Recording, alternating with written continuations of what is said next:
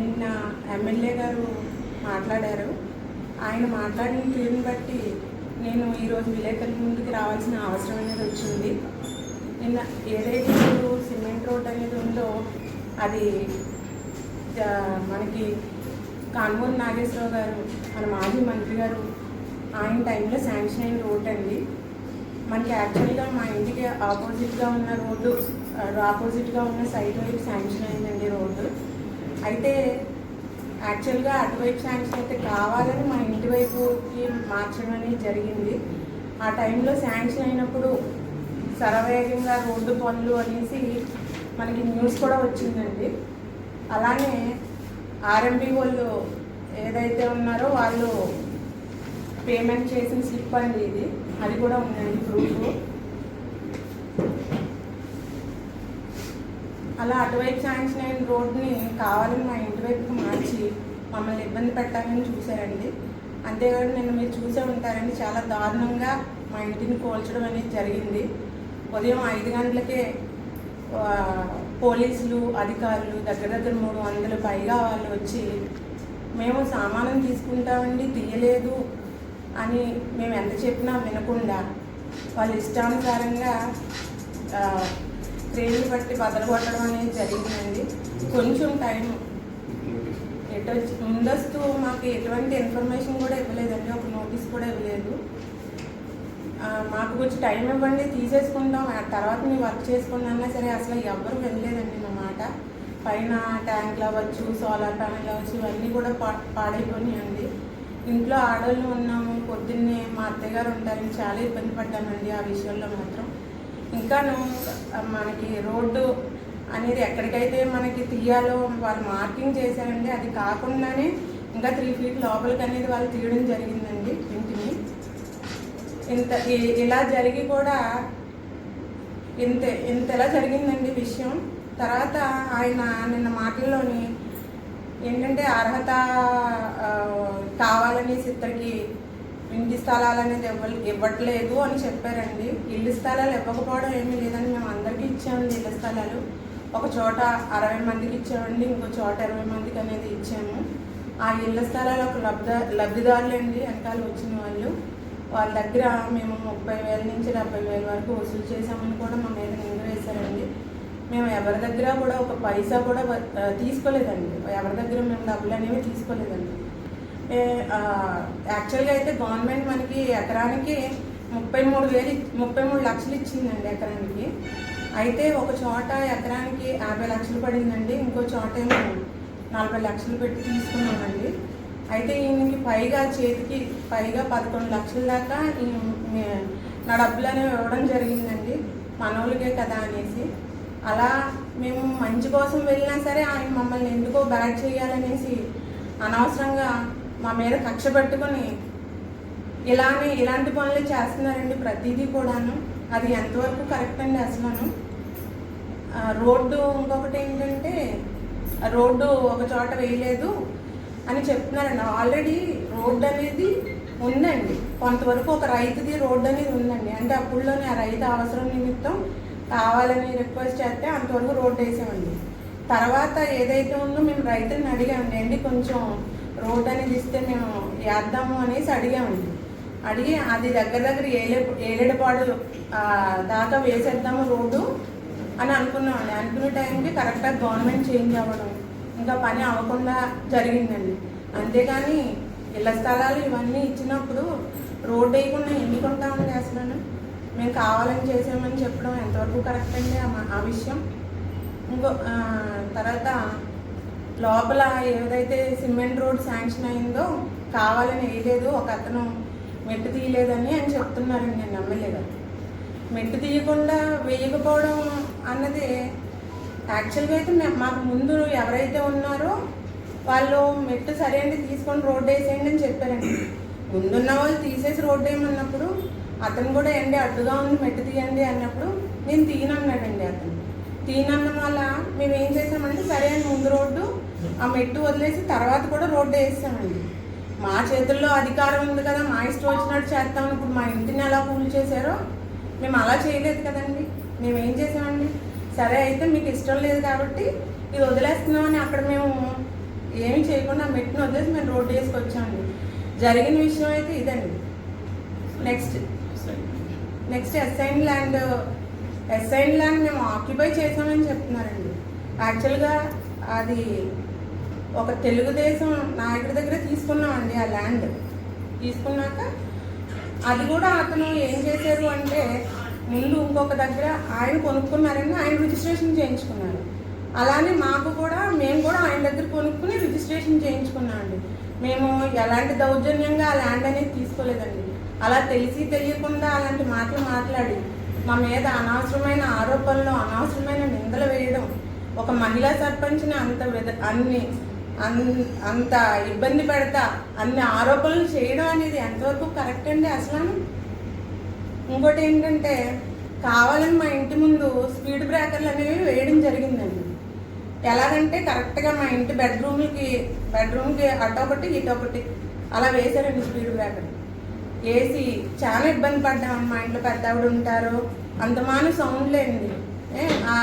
ఇంకా అటువంటి పరిస్థితుల్లో మేము హైకోర్టును ఆశ్రయిస్తే వాళ్ళేమో హైకోర్టులో తీసేయమని స్పీడ్ బ్రేకర్లు తీసేయమని ఆదేశం ఇచ్చినా సరే మీరు తీసారంటే కుదరదు అది ఇది అనడం వలన వాళ్ళు తీయకపోతే నెక్స్ట్ కంటైన్మెంట్ వేస్తేనే వాళ్ళు అప్పుడు తీసేరు సార్ స్పీడ్ బ్రేకర్లు. దానివల్ల ప్రజలు కూడా చాలా ఇబ్బంది పడ్డారు సార్. అనుకోకుండా స్పీడ్ బ్రేకర్లు వేయడం, పడిపోవడం అనేది జరిగింది సార్. నెక్స్ట్ కోర్టుకి వెళ్ళాము అవన్నీ చెప్తున్నారు సార్. ఆయన ఇంటి విషయంలో కోర్టుకి వెళ్ళాం సార్. స్టే గురించి గట్టా కోర్టుకి వెళ్ళామండి. వెళ్ళి మేము స్టే అనేది తీసుకొచ్చామండి. నిజంగానే స్టే అనేది తీసుకొచ్చిన తర్వాత ఏం జరిగిందంటే ఫస్ట్ ఒకసారి ఇది అయింది. నెక్స్ట్ మళ్ళీ తీసుకొచ్చిన తర్వాత సరే అయితేని అనేసి సర్లే మళ్ళీ వేసాను సార్. వేస్తే మాకు కరెక్ట్గా 11 o'clock వచ్చింది సార్ స్టే. నిన్న 11 o'clock వచ్చిందండి. వీళ్ళు కంగారుగా పగలగొట్టేసి ఇవన్నీ చేసి మేము ఏదో కోర్టులో ఏదో తప్పు చేసామన్నట్టు నేను చెప్పిన పద్ధతి చూస్తే ఎంత దారుణంగా ఉందంటే అంత దారుణంగా మాట్లాడారండి ఆయన. అంత అన్యాయం జరిగితే కోర్టు ఎందుకంటే 11 గంటలకు స్టే ఇస్తుందండి మాకు. అదండి నేను ఇంటి గురించి విషయం అయితే అది సార్. మా తాతయ్య గారు వాళ్ళ నాన్నగారు అంటే మా ముత్తాత గారండి. మా ముత్తాత గారు కట్టిన ఇల్లు అండి. దగ్గర 50 years పైన అవుతుంది సార్ ఇల్లు కట్టి. ఏదో మేము కావాలని ఆక్రమించేసాము, మేము కావాలని చేసేసాము అని చెప్తున్నారు సార్. అది మంచి పద్ధతి కాదు సార్ అలా మాట్లాడటం. నెక్స్ట్ ఏంటి పంచాయతీ బిల్స్ సార్. నేను ఆల్రెడీ చాలాసార్లు సార్ కలెక్టరేట్కి వెళ్ళానండి పంచాయతీ బిల్లుల కోసమే. అంటే ఏంటంటే శానిటేషన్ వర్కర్స్ ఎవరైతే ఉన్నారో వాళ్ళు చూపిస్తాను సార్. నేను చాలాసార్లు తిరిగాను సార్. ఇది సార్ ఏంటంటే నేను కలెక్టరేట్కి వెళ్ళాను సార్. ఆ రిసీట్ అండి ఇది. కరెక్ట్గా ఫిబ్రవరి నుంచి స్టార్ట్ చేశాను సార్ వెళ్ళడం. అప్పటి నుంచి ఇంకా అలా వెళ్తున్నా ఇంకా డైలీ ఇంకా వీక్లీ అవుతుందో 15 daysకి వాళ్ళు పెట్టేవారండి గడువు. ఆ 15 daysకి వెళ్ళాను సార్. ఇంకెవరు పట్టించుకోవట్లేదు అనేసి కోర్టుకి వెళ్ళాము సార్. కోర్టుకి వెళ్ళిన తర్వాత వాళ్ళు ఏంటి పంచాయతీ బిల్స్ ఇమ్మని వాళ్ళు కూడా చెప్పారండి. అయినా సరే పంచాయతీ బిల్స్ అనేవి ఇవ్వలేదు సార్. అయితే అక్కడ మీ అందరికీ ఇస్తాను సార్ ఈ లెటరు. మా సెక్రటరీ గారు రాశారండి ఎందుకు బిల్స్ ఇవ్వట్లేదు అని. ఈ తణుకు నియోజకవర్గ శాసనసభ్యుల వల్ల, లోకల్గా ఉన్న నాయకుల వల్ల, ఒత్తిడి వల్ల నేను బిల్లు ఇవ్వలేకపోతున్నానని అధికారికంగా ఆవిడ రాసిచ్చిన లెటర్ అండి. మీకు కూడా ఇస్తాను సార్ ఈ లెటర్. కావాలని కక్ష సాధింపుగా చేసిన పనులు కాదా ఇవ్వండి, కావాలని చేస్తున్నారండి ఈ పనులని. అది కూడా పంచాయతీ బిల్లులు ఎవరైతే వీళ్ళు ఉన్నారో పంచాయతీ వేజెస్ ఇవ్వాల్సిన వాళ్ళు ఎవరైతే ఉన్నారో వాళ్ళకి దగ్గర వాళ్ళ మనసు నుంచి ఇవ్వట్లేదు సార్. నెక్స్ట్ కరెంట్ వాళ్ళు ఒకటి, ఇంకొకటేమో ట్యాంక్ ఆపరేటర్ ఒకటి, వాళ్ళకేమో 14 months నుంచి ఇవ్వట్లేదండి. నెక్స్ట్ ఏదో మొంతాజ్ తుఫాన్ అన్నారు. అసలు ఏ బిల్లు కూడా వాళ్ళు చేయలేదు సార్. వచ్చిన తర్వాత మమ్మల్ని చాలా ఇబ్బందులు పెట్టారండి పంచాయతీ బిల్స్ విషయంలో. అయితే పక్క దాంట్లో గవర్నమెంట్ మా 2 క్లస్టర్లో కలిసి ఉన్నాయి. ఇది యాక్చువల్గా ఇప్పుడు ఎమ్మెల్యే గారు ఏదైతే చెప్తున్నారో అది ఎప్పుడు శాంక్షన్ అయినందుకు ఇప్పుడు మనం మేడం గారు చెప్పినట్టు కార్బన్ నాగేశ్వర గారి టైంలో శాంక్షన్ అయింది సార్. అయిన తర్వాత వర్క్ మొదలెడుతున్నారు. ఒక టీడీపీ నాయకుడు ఒక ఆయన వచ్చి ఇది ఎలక్షన్ కోడ్ వచ్చింది, ఎలక్షన్ కోడ్ ఉండడం వల్ల మీరు ఆపేయాలని చెప్పేసారు. సార్ మాకేదో మంచి పేరు వచ్చేస్తుంది మేము చెప్పించామనుకుని మీరు అనుకుంటారు, అదేమీ అవసరం లేదని చెప్పి ఆల్రెడీ ఆ ఎలక్షన్ కోడ్ రాకముందే మనం స్టార్ట్ అయింది. అందులో మన పేపర్లో కూడా ఇక్కడ ప్లస్ పెంటపాడులో వర్క్ స్టార్ట్ అయితే ఆల్రెడీ ఏలేడుపాడులో వర్క్ స్టార్ట్ అయింది, పెంటపాడులో వర్క్ స్టార్ట్ అయింది. ఎక్కడైతే ఉన్న ప్లేసెస్ సంబంధించి డాక్యుమెంట్ వచ్చింది అని జరిగింది. కానీ అయినా సరే వర్కేషన్ పెట్టి సార్ మన ఎలక్షన్ అయిపోయిన తర్వాత చేయొచ్చు కదా, దానికి ఆల్రెడీ శాంక్షన్ అయితే అయిపోయింది. సిమెంట్ రోడ్ కావాలని చెప్పి మినిస్టర్ గారు అప్పట్లో రిక్వెస్ట్ అయితే తెచ్చుకున్నాం, లేకపోతే తార్ రోడ్ ఫస్ట్ వచ్చింది. కాకపోతే ఇక్కడ కావాలన్న తర్వాత ఎప్పుడైతే ఇది మారిన తర్వాత మళ్ళీ వాళ్ళు ఏదైతే ఒక స్ట్రైట్ కూడా మనకి సుబ్రహ్మణ్య స్వామి గుడి దగ్గర నుంచి ఏలేడుపాడు వరకు కూడా క్లియర్గా స్ట్రైట్ రోడ్ తీసుకురావాలని చెప్పి మన ఆర్ఎండ్బి నుంచి కూడా పర్మిషన్ వాళ్ళు తీసుకున్న తర్వాత ట్రీ కటింగ్ అన్నీ కూడా అయిపోయినాయి. ట్రెంచ్ కట్ చేసేమో అబ్జెక్షన్ పెట్టిన తర్వాత గవర్నమెంట్ మారిన వెంటనే అలా కాదు, మాకు రోడ్డు అలైన్మెంట్ మార్చి ఇటు పక్కకి షిఫ్ట్ చేసి మళ్ళీ దాని నుంచి ఆర్ఎండ్బి వచ్చి మార్కింగ్ చేసినప్పుడు అది ఎలా ఉందంటే ఇప్పుడు ఇవాళ ఆర్ఎండ్బి మార్కింగ్ ఏదైతే ఉందో ఆ ఒక్కటి జితేంద్ర గారి ఇల్లు, తర్వాత జితేంద్ర గారి పక్కన ఉన్న 3 ఇళ్ళది కాదు మొత్తం ఇప్పుడు సిమెంట్ రోడ్ స్టార్టింగ్ నుంచి ఎండింగ్ వరకు కూడా మనది ఓన్లీ 3 ఫీట్ల వరకునే ఆకృతం చూపించారు. ఇప్పుడు మీకు వేరే కొట్టాలని మేము అంటలేదు. ఎగ్జాంపుల్గా ఐదుపూడి పంచాయతీకి ఒక మార్కింగ్ వేశారు. ఆ మార్కింగ్ చూస్తే ఇప్పుడు ఏదైతే సిమెంట్ రోడ్ వేశారో ఆ సిమెంట్ రోడ్ నుంచి కనీసం ఒక 5 మీటర్లు కొట్టారు. చూడండి ఈ మార్కింగ్ సార్, ఇది ఐదుపూడి పంచాయతీ. ఇది నేను మార్చడానికి కూడా ఇప్పుడు కూడా దాని మీద అది ఏదైతే అడ్వర్టైజ్మెంట్ అలాగే రాశారు. ఎక్కడ ఉందండి అది సుమారు ఇప్పుడు ఏదైతే సిమెంట్ రోడ్ నుంచి 5 మీటర్ల లోపలికి ఉన్నారు సార్.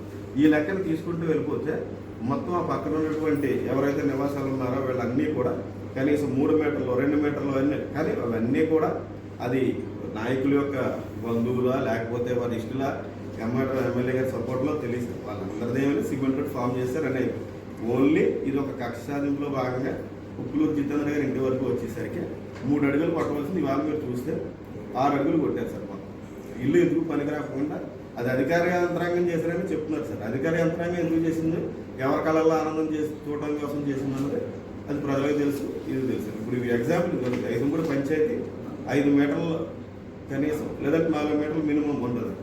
అదేమీ ముట్టుకోలేదు. ఆ పక్కన ఇల్లులో ఉన్నాయి. వాళ్ళు ఎవరిది అంటే ఇవాళ ఎవరైనా డిమాలిష్ చేసి బాధ పెట్టాలని మీకు అంటే కక్ష సాధింపు ఎలా జరిగింది అని చూపించడం కోసం పంచాయతీని చూపిస్తాం. ఎవరో పక్కనే ఏళ్ళది కొట్టలేదు వాళ్ళ కొట్టదు వాళ్ళ కొట్టడం కూడా మాకు సంతోషం, రోడ్డు వేయడం మనకు మంచిది, ఓకే. కాకపోతే ఇది ఖచ్చితంగా కక్ష సాధింపు అని చెప్పి చెప్పడానికి 50 సంవత్సరాల క్రితం కట్టిన ఇల్లు సార్ అది. మేడం గారు పుట్టినాళ్ళు ఏంటంటే ఆవిడ పుట్టక ముందు కట్టిన ఇల్లు. ఇప్పుడు ఆయన ఎమ్మెల్యే గారు మాట్లాడుతున్నారు అంటే ఆయనకి తెలియదు, ఎవరు స్క్రిప్ట్ పట్టుకొస్తున్నారు స్థలం ఆక్రమించి ఇల్లు కట్టి ఇదని. 50 సంవత్సరాలు పుట్టక ముందు ఆవిడ ఇల్లు ఎలా కట్టేస్తుందని సర్పంచ్ అవుతుందని కలగన్నారా, లేకపోతే వాళ్ళ తాతల కట్టి నిలిచారు. ఇవాళ రేపు మీరు అందరూ కూడా వచ్చి అక్కడ కనుక్కున్నా, మీరు వచ్చి తెలుసుకున్నా కానీ దాని మీద ఏదైనా తెలుస్తుంది. ఖచ్చితంగా మేము న్యాయ పోరాటం అనేది చేస్తామండి. ఎందుకంటే బదులు కొట్టాల్సిన దానికంటే ఎక్కువ బదులు కొట్టారు కదా సార్. కావాలని కక్షపూరితంగా జరిగింది, క్లియర్గా తెలుస్తుంది కదండి. ప్రతి విషయంలోని స్పీడ్ బ్రేకర్ల విషయంలో చెప్పాము, అక్కడ రోడ్డు వేసినప్పుడు ఆ మెట్టు తీసారు, అలాగ కావాలని వదిలేసారు రోడ్డు అని చెప్పారు. ఇవన్నీ కక్ష సాధింపులు కాకపోతే ఇంకేంటి సార్. ఆయన దాన్ని ఎక్కినప్పుడు ఆయన దగ్గరికి రాలేదు అనేసి ఆయన మనసులో పెట్టుకుని ఇవన్నీ కక్ష సాధింపు చర్యలన్నీ చేస్తున్నారండి మా మీద. ఒకటే చెప్తున్నాను సార్, మేము నిజంగా మంచి చేసామా, మేము చెడ్డవారమా అన్నది ఒకసారి నేను తణుకు నియోజక ప్రజలందరికీ కూడా నేను ఒక చిన్న అప్పీల్ చేస్తున్నాను సార్. ఇది కులాలకి, మతాలకి, పార్టీలకి వీటన్నిటికీ కూడా అతీతంగా వాళ్ళని ఒకసారి మా ఐదుమూడు వచ్చి మేము చెప్పేది ఈ 30,000 నుంచి 70,000 దాకా తీసుకున్నారు, వీళ్ళు ఎలాంటి వాళ్ళు అనేసి ఆయన ఏదైతే ఆరోపణలు చేస్తున్నారో అది ఎంతవరకు నిజం అనేది తెలుసుకోమని నేను తెలుసుకోమని అడుగుతున్నాను సార్. తెలుసుకుంటే నిజంగా మేము అలానే కనుకుంటే నేను రాజకీయం అనేది వదిలేస్తానండి. మరి నిజంగా ఆయన చెప్పిందే కనుక అబద్ధమైతే మరి ఆయన ఏం చేస్తారో చూస్తాను సార్. ఆయన విజ్ఞతగా వదిలేస్తున్నాను సార్.